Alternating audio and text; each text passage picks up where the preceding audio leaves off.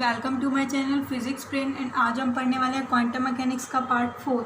And जिसने भी मेरी प्रीवियस वीडियोस नहीं देखी हो वो जाकर देख लेना, देन आपको अच्छे से समझ आएगा। इसलिए चलो अब हम स्टार्ट करते हैं अपना फर्स्ट टॉपिक। तो अपना फर्स्ट टॉपिक क्या है आज का? नोटेशन इन क्वांटम मैकेनिक्स। नोटेशन इन क्वांटम मैकेनिक्स। देखो, दो तरीके की नोटेशन होती है हमारी क्वांटम मैकेनिक्स के अंदर। सबसे पहला आता है हमारे पास Schrodinger notation. Schrodinger notation. Next हमारे पास इसके अंदर आता है डिराक नोटेशन। और ये जो डिराक नोटेशन है आपका मोस्ट इम्पोर्टेंट है, ठीक है, ये आप अच्छे से पढ़ना। स्क्रोडिंगर नोटेशन में देखो, जो वेव फंक्शन होता है वो हम सिंपल ऐसे दिखाते हैं, और ये जो होता है ये होता है स्केलर क्वांटिटी। इसके अंदर स्केलर क्वांटिटी, और इसके अंदर कॉम्प्लेक्स कॉन्जुगेट होता है, वो ऐसे होता है कॉम्प्लेक्स कॉन्जुगेट। कॉन्जुगेट आपको पता होगा, आइटा को माइनस आइटा में कर दिया और माइनस आइटा को आइटा में कर दिया। नेक्स्ट हम पढ़ते हैं इसके अंदर ओवरलैप इंटीग्रल। ओवरलैप इंटीग्रल क्या होता है? phi1 स्टार phi2 dx, इसे हम बोलते हैं ओवरलैप इंटीग्रल।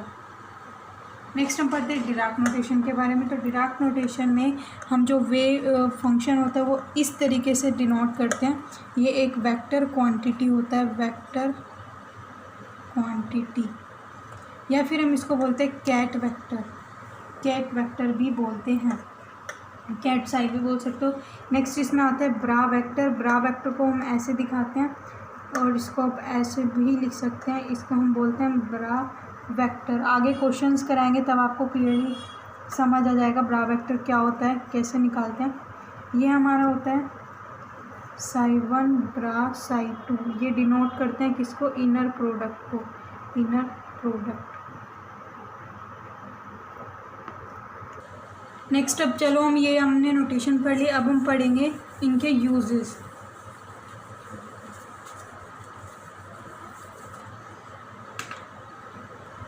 अब हम पढ़ेंगे इनके यूजेस। तो देखिए यूजेस के अंदर क्या है, जैसे हमने कोई भी एक ए वेक्टर ले लिया, a1 i cap plus a2 j cap plus a3 k cap, या फिर आप मैट्रिक्स फॉर्म में ले लो तो ज़्यादा अच्छा रहेगा, a1 a2 a3। ऐसे ही हमने एक बी वेक्टर ले लिया, b1 i cap plus b2 j cap plus b3 k cap. इसको भी हमने मैट्रिक्स फॉर्म में लिया, b1 b2 एंड b3। अब बोल रहे हैं इनर प्रोडक्ट निकालो। इनर प्रोडक्ट निकालना है हमें, तो कैसे निकालेंगे? ए ब्रा बी वेक्टर, ये इनर प्रोडक्ट होता है, अभी पढ़ के हैं। ए ब्रा का मतलब क्या होता है? पहले उसका कॉन्जुगेट ले लो फिर उसका ट्रांसपोज कर दो, या फिर पहले ट्रांसपोज फिर कॉन्जुगेट, ठीक है। तो अब ए वेक्टर का ट्रांसपोज लेते हो और कॉन्जुगेट, तो ये हो जाएगा बिल्कुल, and B vector as it is multiply होके क्या आएगा? a1 star b1 plus a2 का कॉन्जुगेट b2 प्लस a3 का कॉन्जुगेट b3। ये आपका आ गया इनर प्रोडक्ट। अब हम पढ़ेंगे क्वांटम मैकेनिक्स के अंदर इनर प्रोडक्ट कैसे होता है। ये तो नॉर्मल था, अब क्वांटम मैकेनिक्स के अंदर हम पढ़ते हैं।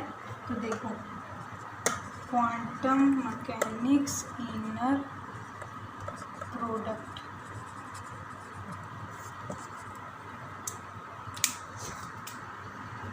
जैसे कि हमने क्या किया, काफ़ी सारे हमने सेट ले लिया एक,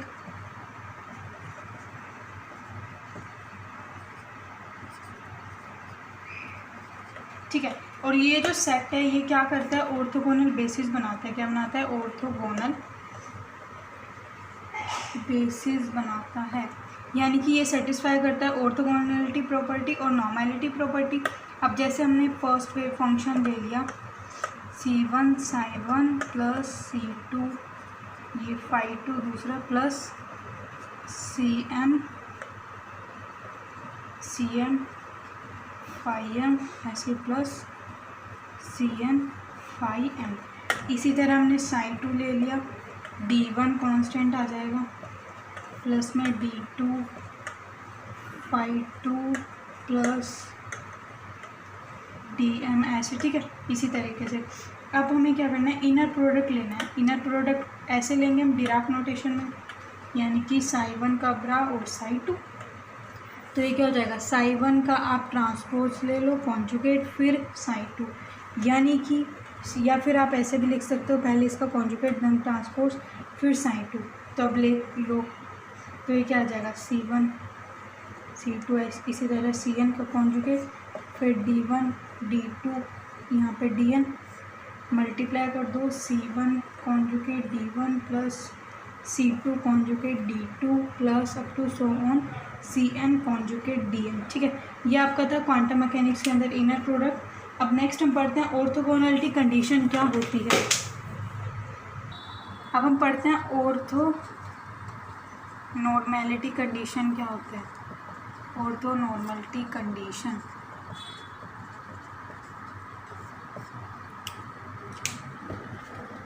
देखिए scalar for scalar function, scalar function के लिए क्या होता है ऑर्थोगोनैलिटी कंडीशन, माइनस इन्फिनिटी से plus infinity, phi M star phi N D X क्या होगा, डेल एन एम पढ़ के आए हो आप ये डिराक डेल्टा फंक्शन 1 0 1 कब होता है, जब एम इक्वल्स टू एन और नॉट इक्वल्स टू एन पे 0।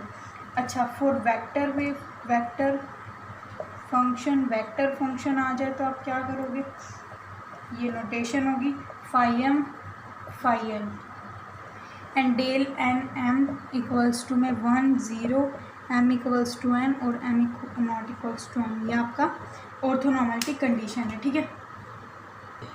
अब हम पढ़ाएंगे कैलकुलेशन, पढ़ेंगे एक्सपेंशन कोफिशिएंट कैसे निकालते हैं, काफ़ी बार एग्जाम में आता है। तो हम पढ़ते हैं कैलकुलेट एक्सपेंशन कोफिशिएंट कैसे निकालते हैं। एक्सपेंशन कोफिशिएंट, भाई कोई भी सेट दे दिया उसके अंदर एक कोफिशिएंट बता दिया, इसकी वैल्यू निकालो। कैसे निकालोगे, देखो इफ़ वेव फंक्शन, अगर आपका जो वेव फंक्शन है वो स्केलर है, स्केलर फॉर्म में आपको गिवन है, तो आप क्या करोगे, सी n equal to minus infinity से plus infinity phi n star psi d x, simple ऐसे निकल जाएगा, ठीक है।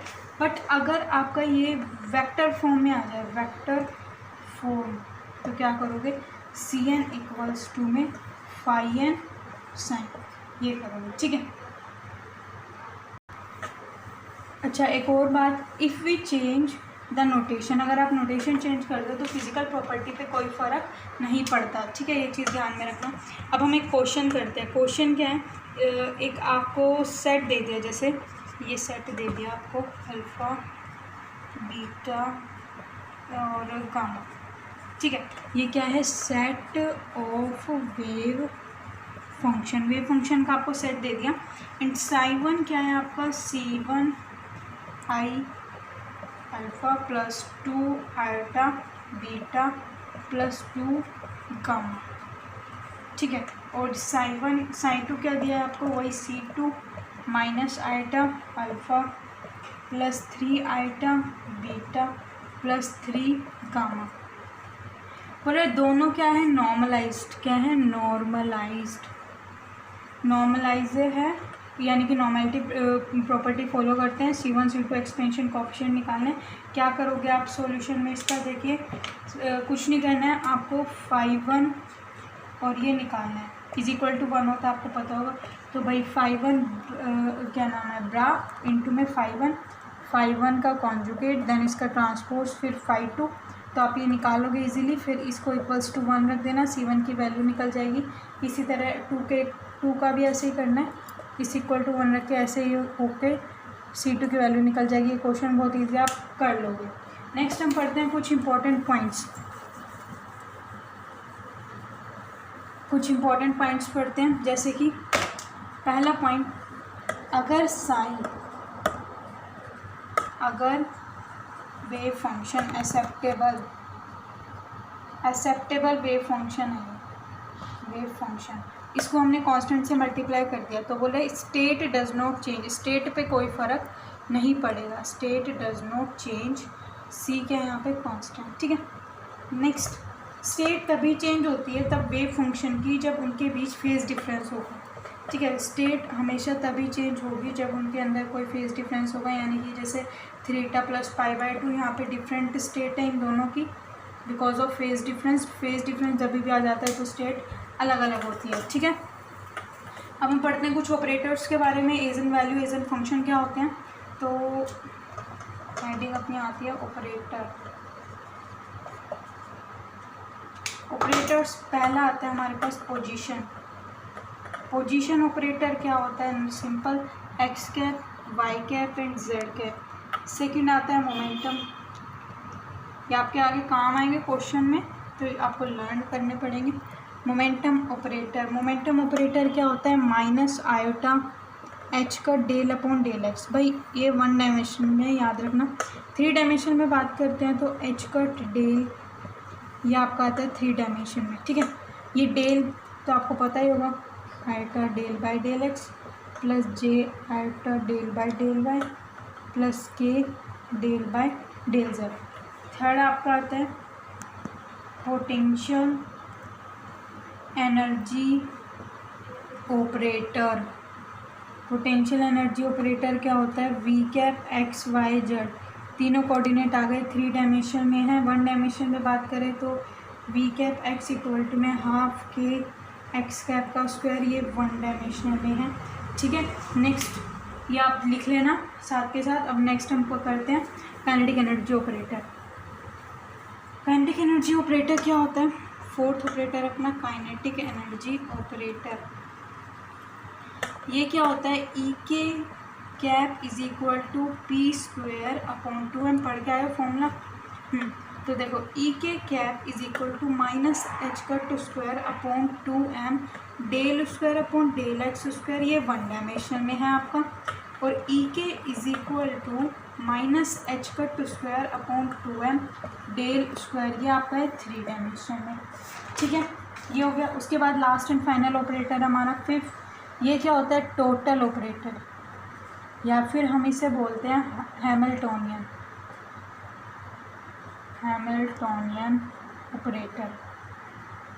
ठीक है, ये क्या होता है, एच कैप इक्वल्स टू पे आप पोटेंशियल एनर्जी वाला और भाई काइनेटिक एनर्जी वाला, ई कैप इक्वल्स टू में क्या आता है, I H del by del T, ये है विद रिस्पेक्ट टू टाइम। ठीक है, ये आपका हैमिल्टोनियन है ऑपरेटर, यहाँ पे ख़त्म। अब हम पढ़ते हैं एजन वैल्यू के बारे में। ऑपरेटर आपका ख़त्म है। ठीक है, एजन वैल्यू, एजन वैल्यू काफ़ी सारे क्वेश्चन में आपको आएगा, एजन वैल्यू निकालोगे, कैसे निकालोगे देखिए। मैथमेटिकल एनालिसिस में आपको बताया होगा, मैथमेटिकल फिजिक्स में, कि ये आपका एजन वैल्यू निकालने का फॉर्मूला है। हम तो पढ़ रहे हैं क्वांटम मैकेनिक्स में, तो देखो क्वांटम मैकेनिक्स में क्या आता है, A cap sine equals to में लैम्डा साइन। ए कैप क्या है, यहाँ पे एक कोई भी स्क्वायर मैट्रिक्स है, साइन भी एक स्क्वायर मैट्रिक्स है, एजन फंक्शन है। ठीक है, एजन फंक्शन। उसके बाद एजन वैल्यू क्या है, ये है एजन वैल्यू लैम्डा, और ये भी एजन फंक्शन है। ठीक है, और भाई चलो अब हम क्वेश्चन ले लेते हैं, उसके हिसाब से आपको समझ आ जाएगा। ये क्वेश्चन TIFR में आया था, देखिए कैसे होगा।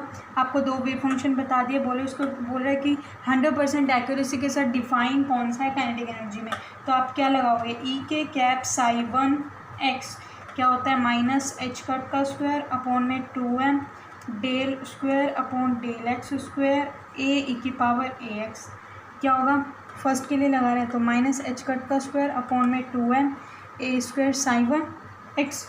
ठीक है, इसी तरह ये हमने इस पे लगाया, ऑपरेट कराया। अब इसी तरह ई के साई 2 पे ऑपरेट कराएंगे, देखिए तो यहाँ पे भी क्या आएगा, minus H cut square upon 2m ए स्क्वायर साई 2 एक्स। अब देखो काइनेटिक एनर्जी कभी भी नेगेटिव नहीं हो सकती और ये हमेशा नेगेटिव आ रहा है, तो ये दोनों वेव फंक्शन जो है प्रीशियसली डिफाइंड नहीं है।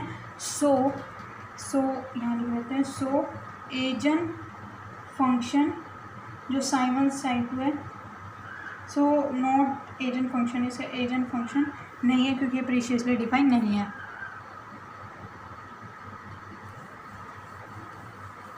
अब नेक्स्ट क्वेश्चन एक और कर लेते हैं। एक क्वेश्चन दिया हुआ है हमारे, अच्छा साई एक्स हमको दिया हुआ है cos 3x। बोले tell me this wave function is eigen function और नॉट इन मोमेंटम और काइनेटिक एनर्जी। मोमेंटम और काइनेटिक एनर्जी में पूछा गया ये वेव फंक्शन है या फिर नहीं। तो मोमेंटम का सबसे पहले आप लगाओगे साई एक्स इक्वल टू में आयटा एच का del upon del X iota ये cos 3x। फिर क्या आएगा आयोटा एच का cos 3x का साइन हो जाएगा डिफ्रेंशिएशन और कोएफिशिएंट आगे। तो भाई ये हम पढ़ के आए हैं। तो एजन फंक्शन इन मोमेंटम।